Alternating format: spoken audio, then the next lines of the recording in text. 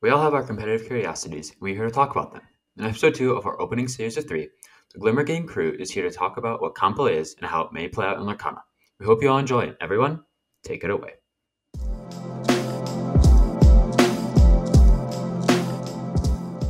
Hello everyone, and it's episode 2 time. We're here to talk about what the competitive scene looks like on any card game and what comp play as well as organized play is. Little thing, they're almost the same thing honestly, but there are some little tidbits of differences there.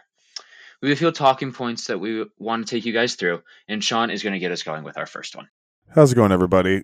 Glad to have you back. I'm going to be talking about introducing our first topic, defining what comp play is and what it means to have organized play in a game.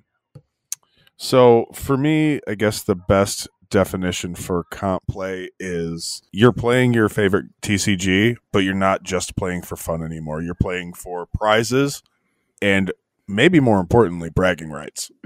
Does anybody else want to jump in on this topic? We love bragging rights. Bragging rights are the best. Absolutely. Yeah, absolutely. Best thing is to go to a major tournament, win it, and come back and to brag to your local area. Best thing ever. 100%. It feels good. I don't have any experience in that. I was never that good, but it's okay. Yeah, or like you're just that guy where everyone's like, yeah, you don't want to play them. They won this. And it's like, yeah, that's me. Despite all this, I don't think this is the How to Become a Snob podcast. No, yeah. We don't want you guys running around saying, I won this, I won that. Be nice about it. This is the stay humble even though you've won. Well, I think that's a good point to make right here is, we're talking about competitive play, but at the end of the day, it's all about friendly competition.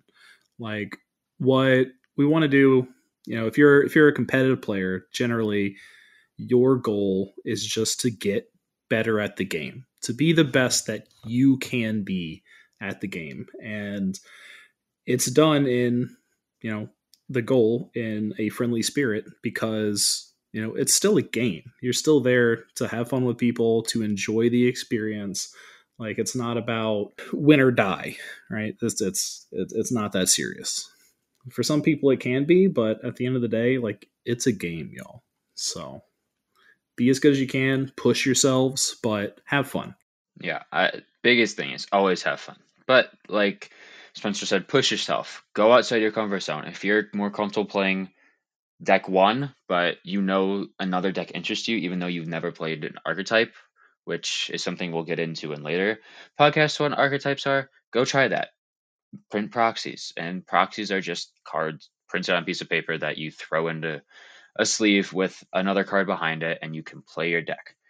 I think that is one of the biggest things, is to experiment and have fun with it, because if you don't have fun with it, then what's the point in playing, I guess. But I think it's harsh, but it's the truth. If you're not going to have fun, then maybe rethink everything. But anyways, comp play is a very important part of what a competitive scene is, and I think it's all something that we have experienced or had a tiny bit of experience with as well.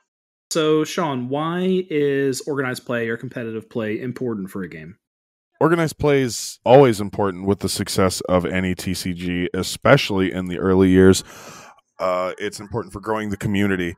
Organized play can expose all sorts of people, not just people that play the game, competitors, but in our day and age with streaming and all the content creation that's going on, people are looking to this kind of thing for entertainment. And it's great to have people have a goal. You know what I mean? It's one thing to play around the table, but if you have that competitive spirit, you want to be playing for something. So it gives you a ladder to be the best, to potentially move. You could make it to Worlds if you're good enough, if you work hard enough.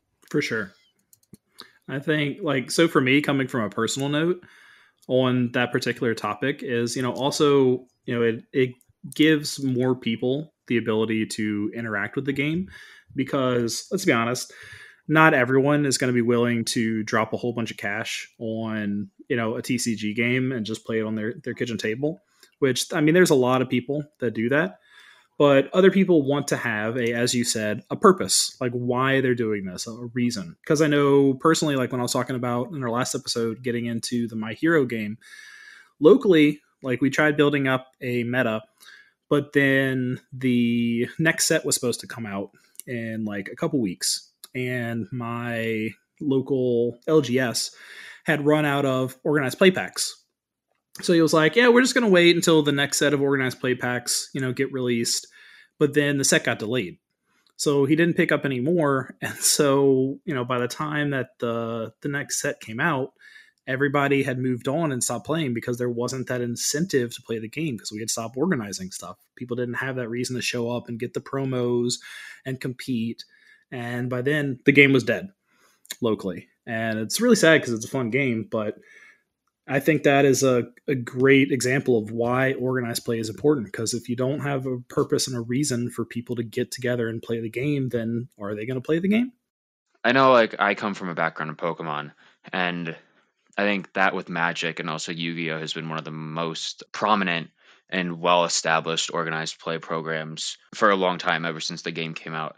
And I think if Lorcana does want to be a part of this big three, maybe even like a big four now, they will have to come back and, or not come back, but come and make a good organized play program that has local tournaments, that sends out organized play to local card stores, and then ramp it up and have state tournaments, have national tournaments, and have world tournaments, which I will get into all those in a second. But having this good, authentic, organized play is what is going to make this game thrive, and I think we can all agree on that. Yeah, even with me, I know I've said I've had zero competitive experience, but I feel like that was maybe part of what was missing for me for sticking with the games that I did back in my early childhood, is I didn't really have those opportunities in my local area to participate and engage with people in these games. So that's why I eventually fell off of these things, because I did not have that engagement in my local area. Yeah, and I know there will be a lot of ways to engage in your local area with, I know there are Facebook groups for the area I live in or for organized play events, and Facebook pages for different card stores. So look those up. Send a DM to your favorite LGS or one that you've been wanting to visit and see, are you going to pick up Lorcana? And if they do, you can be the front runner for the game there and brand it and make sure people are coming in and learning about the game, because I'm confident it will be a family friendly game. I don't think they're going to make it that difficult to learn. I think it'll be one of the easiest games to learn, but it'll be an easy game to learn, but a difficult game to master. I think that is where they are going with this. There will be cards in the game that have those secret combos with other cards, and that no one will know until they actually start playing the game. And they start, oh, this card works well. Oh, well, maybe I'll pair it with this card. And I think that's one of the biggest things. Be the front runner for your local game store. And don't be afraid to say, hey, can we start making events for comp play? Because if no one does it, then there's not going to be anything. And if you want it, then I say, hey, go start it. And you have a plethora of people online that are willing to help and will give you helpful hints. And I know that this podcast is something we want to be there as well. Yeah, all I was going to say on that point, because I'd already forgot my other point again. But when it comes to organizing competitive play, that's definitely something we're going to talk about in a future episode. But if there's not anything locally, Teddy already mentioned Facebook and all these other different ways that you can connect with people, but you can always just organize something. Like you can go have a discussion with your local library, or even just a park, just some public place that people can gather and play together is all you need. Like if you have a local game store that is willing to facilitate that already because it's part of their business model, awesome. But if there's not, there's other options for you as well. So don't think just because there's no game store around you organizing this stuff, you can't do it. Or hey, you could come on down to the Lorcana Disney Lorcana HQ Discord. There's people there all the time. They'll play with you. Yeah, one of us could be there looking for a game. You never know. It'd be sweet. Oh yeah, once webcam becomes available, it's going to be super easy for people to reach out and organize and participate. I'm ordering a printer with my next paycheck, so yeah, we're getting ready. Just gearing up, dude. I'm just going to use I'm just gonna steal printer money from my school. So There you that go. should work perfectly for me. So we are all super excited to see what organized play brings and what comp play is uh, in the game. But then there are different levels of organized play in the world of a trading card game. You have tournaments ranging from locals that are just in your friendly local game stores that you go to, you pay a small fee, and you are entered to win prizes if you play well. The next one could be a state competition. I know Pokemon used to do these, they don't do them anymore, but it was you could only participate if you are living or from that state. Uh, they also have regionals, which it's kind of self-explanatory. It covers a region. They're usually spread out through the country. Anybody can go to them. You don't have to be living in that region, but it is kind of like the bigger tournaments of the year that aren't like the nationals and worlds. And nationals are what it sounds like. Usually this is a U.S. thing. I am pretty certain.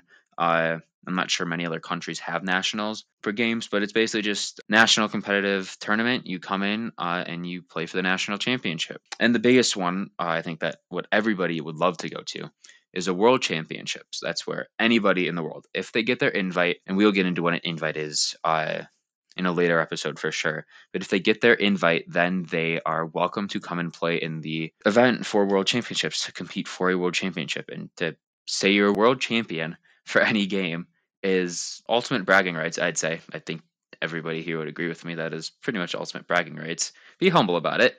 But yeah, those are like the different levels of competitive play and what you can do. I know I have participated. My experience came from more local events. I was a top player in my local scene. Went to like one or a few regionals. But as a kid, never really had the resources to do that. But what about you guys? What has been your like experience in that different levels of competitive play? Well, I've been to bigger events. Like I've been to one regionals, didn't compete. It was more of just like a day trip type of thing. But yeah, I've done that. Like I said, I haven't been to state level either. I've only ever really competed locally myself. Like I'm at the top of that, and that's kind of what's the push at this point is like, all right, I'm at the top here, so now I need to move up to the next level and see if I can top there. So I'm very excited, especially for the next coming year and the tournaments that they have coming around the corner for the game I play the most, at least for now. And then once Lorcana drops, it's full steam Lorcana. Yeah, for sure. For me, it's mostly been locals. I haven't competed in anything higher than that myself, and that's something that I'm super excited to get into. You know, once Lorcana drops, is being able to travel and meet all these other different people and compete at different levels and see how I hold up and learn from different people and just have all these different experiences that I couldn't have previously. But now that I'm in a different place in my life with, you know, being a little bit older and having a little bit more money in the bank, I have the opportunity to be able to do, and I'm going to take advantage Games of are so much cooler when you're an adult and you have money. Like I remember being a kid and not being able to afford stuff at all. Oh, yeah. Though, quick question, guys. Where does the family dining room table rank in the competitiveness? Because that's all I've done. I think that's the top tier. That's higher than Worlds, I would say. If you're the family champion, that's ultimate bragging rights. Suck it, Dad. Yeah, I feel like we're all going to be pushing really hard to get to a higher level this coming year. It's awesome being able to get in at the ground level here, where we can see the game grow and develop and, you know, change as we go. And I'm super looking forward to that, just being at the forefront of the meta and, you know, everything that entails, which I think is super cool. Yeah, I could definitely agree with that. I think that was one of the bigger things that got me drawn to Lorcana is we are ground zero for this game. We are what is going to make or break this game. And I think that's so cool to be a part of something so big with a company so big and an IP that is so big, and to have the opportunity to create, hopefully, in my mind and personally, what I want to be the best trading card game the world has ever seen. Will it be hard? Yeah, but I'm confident we can do it. Well, you got to figure one of the reasons Pokemon is so successful is because of the nostalgia factor. And who does nostalgia better than Disney? Their catalog is the catalog. It's just that's it, man. Like they can touch almost everybody with this game, and it all hinges on mechanics too. Like at this point, we know the art's great, and like we'll talk about that in another episode down the road, but that's phenomenal. From the way they look, the cards look mechanically sound, but they're in a vacuum right now, so you can't really know. But it gives me really great hope. You know what I'm saying? Yeah. And I think one of the things that's also giving me a lot of hope is the fact that Ravensburger has stated that they're making this game to be played. Oh, absolutely. Yeah. I'm really looking forward to be playing with my kid because he already plays Digimon with me. So this is going to be a no-brainer. We're going to sit down and be cracking a bunch of packs together and building decks. It's going to be a good time. He's my greatest rival at this point. I'm a bit young to have a kid yet, but I do have little cousins. And I think something that I'm excited to is I introduced my little cousin to Pokemon, and hopefully be able to introduce him to this game is something that I look forward to. And I have one that's younger than him too, that hopefully I can introduce once he's a bit older, but the kid's just really rambunctious, so it's hard for him to sit still at any point. But once they do get older, I hopefully can be the cool cousin that introduces them and brings them to tournaments and stuff like that. So that should be fun for me. Yeah, I'm hoping to do that with my little nephew. I think I had one little other thing to touch on with the different levels of comp play. And so I think the big takeaway here with the different levels of comp play is, we've got your local level, states, regionals, nationals, worlds. And the awesome thing about the way that it's set up, and that's the way pretty much all TCGs are set up, is that it gives everyone different levels to participate in and to push themselves and to focus on. And so our goal is to focus on all of these, to be able to help every single player, everyone that listens to us or participates in whatever content that we produce, to be able to level themselves up at whatever competitive level it is that they are competing in. So if someone only plays at locals, awesome. We still have content for you. If you're looking to push for worlds, well, I'll see you there. And we'll see how it goes. And on that note, there's a lot of different roles that are involved in competitive play. So, we've been talking a lot about the players, the people that are looking to play. But those aren't the only way that someone can participate in the competitive scene. Players are obviously really important because you don't have people playing the game to compete, then you don't have a competitive scene. But at the same time, if you don't have someone actually organizing the competitive scene, then it doesn't exist either. So that's where your organizers come in. So if someone isn't super interested in competing and playing and pushing themselves, they can also just organize the events, create that awesome community and that atmosphere for other people, so you're able to collectively join together and play the game that they enjoy, which is incredibly important. On top of that, you also have your judges. So there's going to be the people who know the game backwards and forwards. They know all your rules, and they're also going to be there to support the players by making calls and making sure that everyone is having a fun yet fair experience. And then finally, you have coaches. So these are the people that aren't necessarily looking to push themselves personally, but are looking to help others grow and develop. So these are people that might be super interested in organizing, analyzing the meta, what's going on, what all the cards do, doing the deck building, the deck doctoring, but the deck piloting might not be their strong suit. It might be something to look forward to, but being able to help others and, bounce ideas around and, give them the opportunity to, be the best that they can be. Those play a really important role in the competitive scene as well. So, I'm going to throw this over to y'all. Are there any other roles that I may have missed out on that y'all think is important to the competitive scene? I think the supporters. I think that is something that, I know like some people won't be as interested. Like there will be the collectors who look for this game to be something that they can collect and they can enjoy the artwork. And maybe it's those Disney fans that aren't really into TCGs, but they are still into the game and what the art is and collecting all this stuff. And I think having to be able to get them on board, maybe watch a tournament or the fans and stuff, be invested in that, even if they don't know the rules as much as a competitive player would. I think that is a big thing as well, to have these supporters to come and motivate you to win. is always something that's cool. And also vendors, I think, is something else. Like people who are selling these cards. I know TCG Player just announced that they will be selling Lorcana once it releases. And I know that at like tournaments I've been to, there are vendors set up around the entire place to give you those cards that you need to play. And I think that is also a very necessary piece to the puzzle of what a trading card game is having those people that are there to sell and are there to give you those staples for a deck that you may need at the last second, or to order them online and stuff like that. So those are like the two other ones that also came up in my mind. Okay, awesome. Does anybody have any personal experience or maybe even just anecdotes with any of these roles beyond player? I mean, I would say I had a coach / mentor when I was younger in one of the, I think he was the co-owner, or maybe he just worked at the LGS at the time, but he's like the co-owner now. But yeah, he helped me out a lot when I was younger, first getting into the competitive scene. He's like, because I didn't understand consistency at first, like, which I feel like that's a big hurdle for a lot of new players, is understanding, because people are like, oh, well, I have this one really good card and I want to put it in my deck. It's like, well, the odds of you seeing it are pretty low when you look at the numbers. You know what I mean? So he helped me through that a lot. So coaches and mentors, if you get out there, you want to play competitively, but you don't know if you're up to it, find somebody to help you. Find somebody that's been in the game longer than you at your local LGS. Look around, see if people want to mentor you, Yeah, for sure. I know personally when I was growing up, I've always been a really good deck pilot, but not a good builder.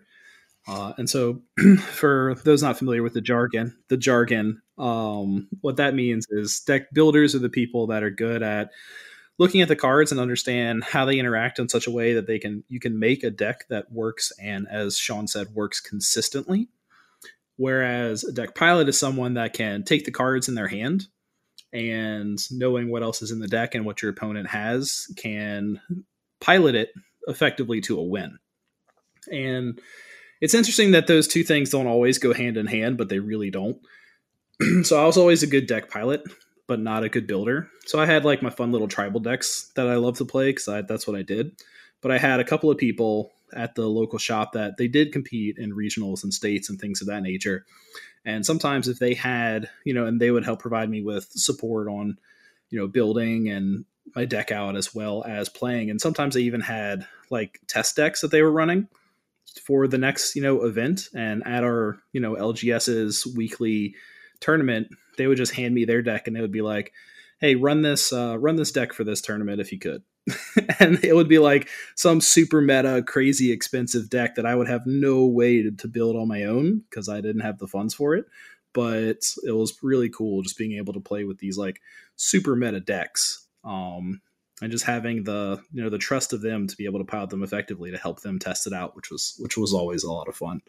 Yeah, I know. I think this is a very small experience I had, but in my my Pokemon play, I wasn't an organizer, but one of my close friends, who's a tad bit older than me, this was more towards the end of my Pokemon career, was an organizer, and I got to see like the behind the scenes. I was at my LGS a lot, just hanging out and watching what happens, and I think that was just cool to see that everything runs so smoothly, but they are working their butts off. They are hustling around the place.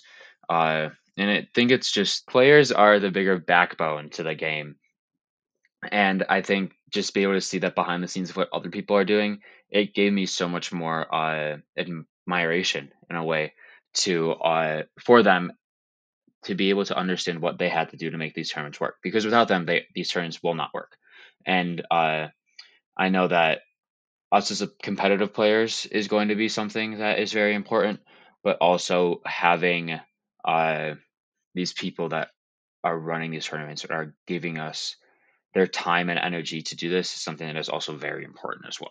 Yeah, to make like a super corny analogy on that is, a game that's currently doing organized play really, really well because it's their entire focus is flesh and blood. And you could kind of say the players are the flesh. They're what you see. It's what you interact with most. But the judges, the organizers, the coaches, all the other support personnel, they're the blood of the game, and they're the lifeblood. They're the ones that keep things flowing, because if it wasn't for them, then the players wouldn't have anywhere to play. So how does it how does it work for your guys' games up to this point for judges? I remember Magic the Gathering, you have to like test for it. Do you guys know what you have to judge for, what judges need to do in your games? I remember that for Pokemon, it was like a test.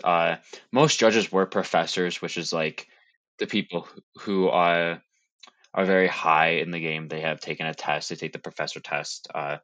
I didn't really pay that much into it, pay much attention to it, but I know like there were tests they had to take and stuff like that. Yeah, I think most games have, different levels of judges. I know for MHA, there was like your level 1 judge. They had online tests that you would take, and it just provided you with different scenarios, and you had to answer appropriately. And then once you completed it, they would mail you a certificate to be a judge. And at that point, you could judge local tournaments. But then in order to progress and be able to judge anything higher, then you had to go in person to a higher level tournament and then take a judge test with one of their higher tier judges or employees or whoever it was that managed it in order to be a higher tier level judge.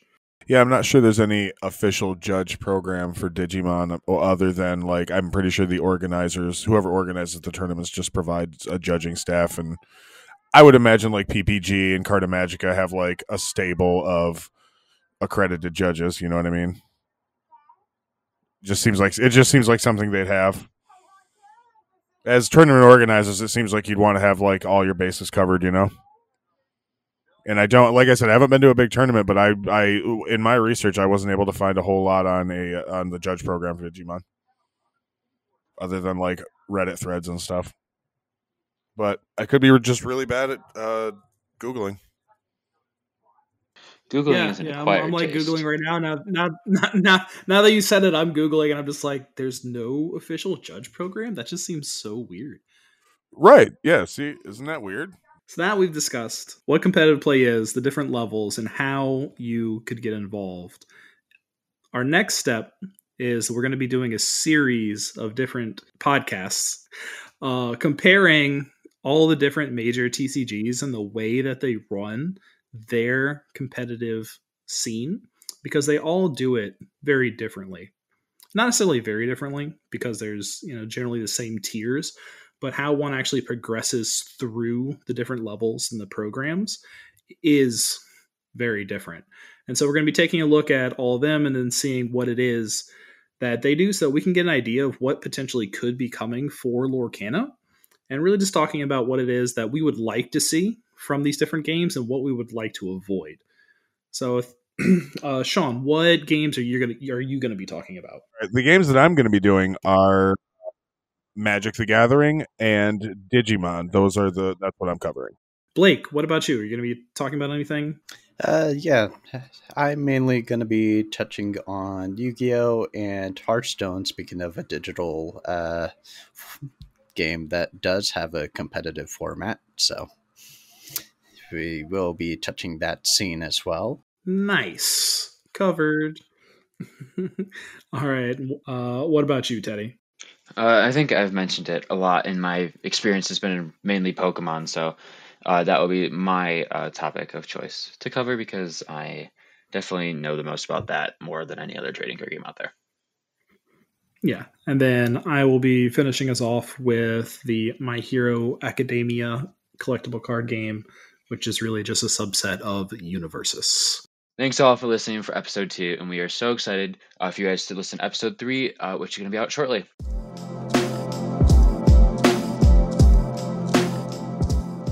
We all hope you enjoyed episode 2. We had a bunch of fun going over the basics of comp play. We are excited to dive deeper into what it means in the future. Feel free to reach out to us on our socials and get ready for episode 3, where we're dissecting D23. Thanks, and Glimmer on.